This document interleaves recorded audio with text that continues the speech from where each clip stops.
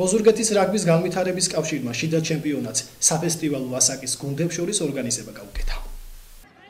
საფესტივალო ასაკის ვაჟებს შორის შიდა ჩემპიონატზე მონაწილეობა სოფელ მერიის, ნარუჯის, ლიხაურისა და ქალაქ ოზურგეთის გუნდებმა მიიღეს.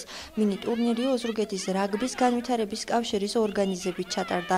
შიდა ჩემპიონატის მიზანი ბავშვთა რაგბის განვითარება და პოპულარიზაცია გახდათ.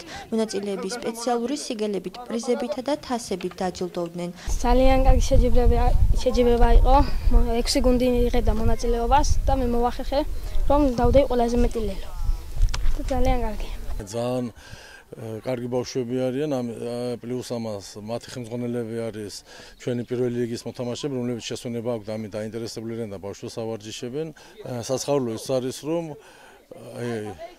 წინ მიდის რაგბი ოზურგეთში, ძალიან ბევრი ბავშვებია და ერთს ვიტყოდი და ვთხოვდი კიდევ ოზურგეთელი ახალგაზრდების პატარების მშობლებს, რომ ჩვენთან ვარჯიში უფასოა, ყველაფერი პირობებია იმისა, რომ ბავშვებმა ეარონ, ძალიან ვაჟკაცური და კარგი სპორტია. აპრილის შუა რიცხვებში რაგბში გურიის ჩემპიონატის ჩატარებაც იგეგმება.